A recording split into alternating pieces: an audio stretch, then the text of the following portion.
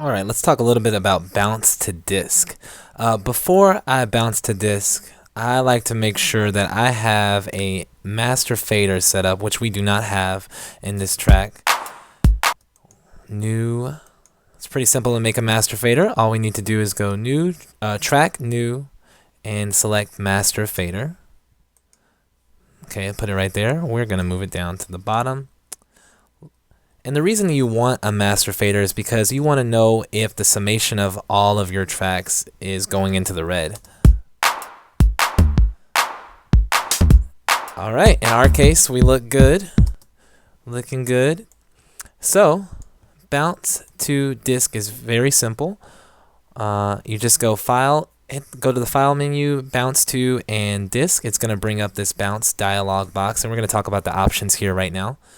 The bounce source, you just want to make sure these are set to your main outs.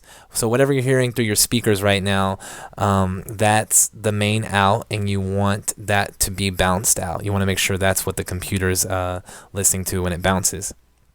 For file type, I usually choose WAV because I work with PCs sometimes, and WAV as well as AIF.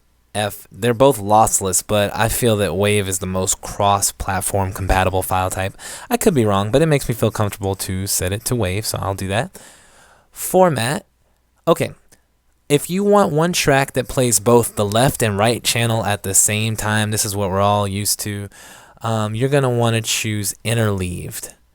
If you want the two channels split into two different tracks, left and right, choose multiple mono, but that means that if you happen to burn it to a CD, track number 1 is gonna be the left side of the track, so you're only gonna hear something out of the left ear, and then track number 2 will be the right side of the track, and you don't want. I mean, maybe you want that, but generally you want them to play at the same time. So I go with interleaved.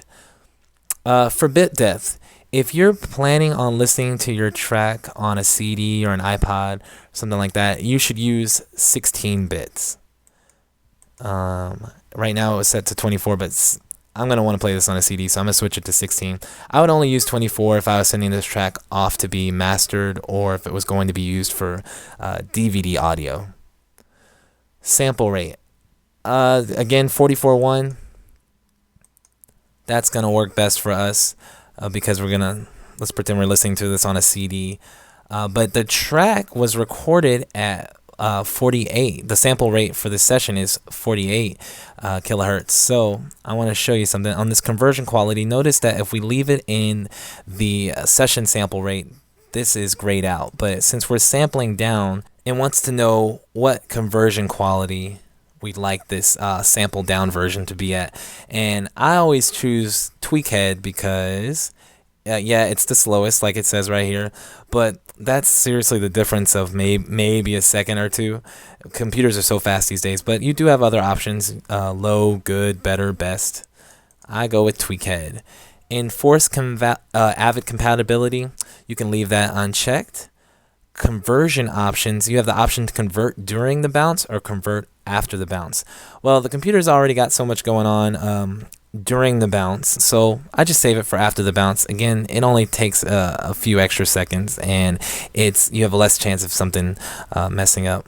And don't worry about this import after bounce. We're just gonna bounce it out, and here's what it does. It asks us where we want to save it, so I'm gonna save it into audio files folder. Sure, right, why not? You can save it wherever you want, and I'll just call this bounce 1.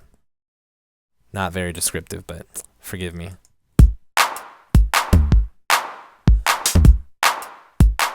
And it just starts bouncing the track, and it'll go through this is real time, so you have to listen to it all the way through the song, unless you hit escape, which is what I'm going to do right now.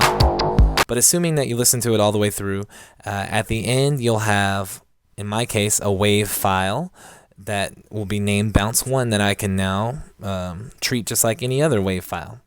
So that is bounce to disk.